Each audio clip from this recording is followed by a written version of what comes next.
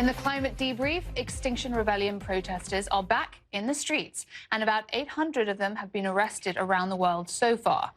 Hours ago, here in London, these women held a nurse-in, essentially a breastfeeding blockade in support of the environmental group, a way for these mothers to stress the climate emergency, as one of them put it.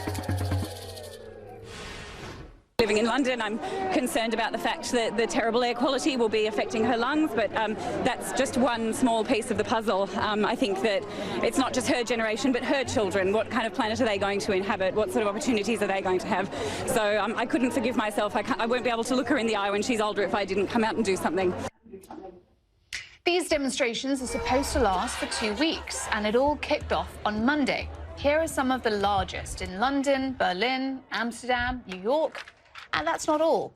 The movement's website says it's coordinating protests in 60 cities across 56 countries.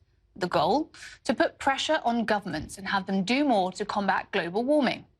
The group doesn't shy away from provocation to get its point across, like using fake blood right on Wall Street.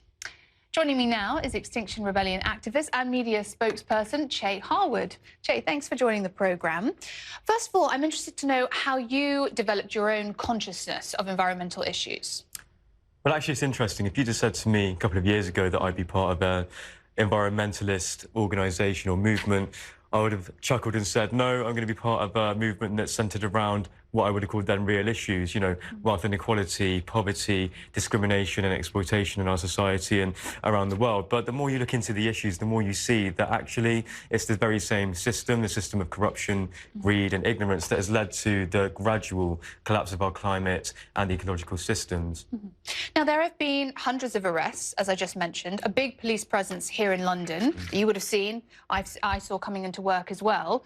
Obviously, disruption is being caused, but that's the point, right?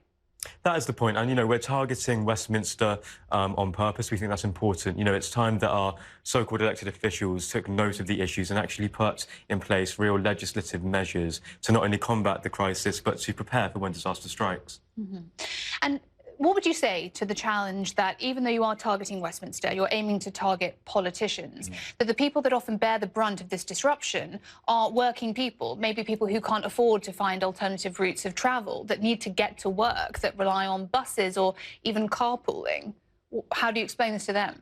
Yes, so, you know, we're very aware of that, and all we can do is apologise for that. But I would remind everyone that the people in our movement are workers as well. You know, we have teachers, we have doctors, we have civil service personnel. I work 9.5 hours a day, 5 days a week, and I plucked up the courage to ask my boss to be able to come for this 2 weeks, and he kindly obliged. So we completely understand the struggles of being able to get, not being able to get to work on time and etc. But at the same time, you know, we've been writing to MPs for the last 50 years. We've been signing petitions. It's just not working. We can't swagger into Westminster and say we want this and that. We have to take to the streets and we have to weaponise our bodies and our minds, and that's what we've done.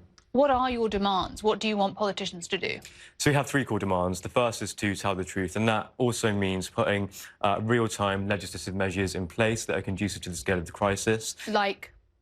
So we've actually developed a draft bill. We've got a really tight political circle who really know policy and legislation at the back of their hands. And that's been put forward to MPs. All they need to do is review it and work with us to come up with those policies. We're not a political group. You know, we're made up of ordinary people. So you don't have the policies devised yet yourself. You want to work with politicians to form those policies? Absolutely. Yeah. We want to work on a collaborative approach.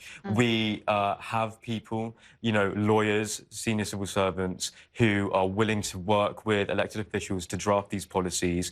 And, you know, let's not forget, this country has done so much, and I have no doubt that we can put in place the measures needed. Let's not forget, during the Second World War, we turned pram factories into Spitfire factories overnight. I have faith that we can deploy that same level of hustle and bustle to get what we need done.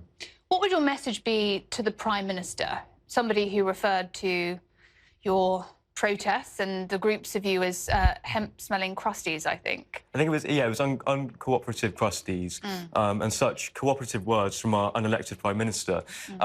Look, it would be really easy to dismiss our group as such, But it's not that simple. As I said, we've got doctors, lawyers, teachers, senior civil service personnel, people who work on construction sites. You know, it's really not a realistic representation of our movement. What would you want to tell Boris Johnson, though? Quite simply, pull your finger out. You know the issues, you know the scale of the crisis, yet you seem to be allergic, actually, to putting in place any realistic measures that will combat the crisis. Chay Harwood, thank you very much for joining us. Appreciate it.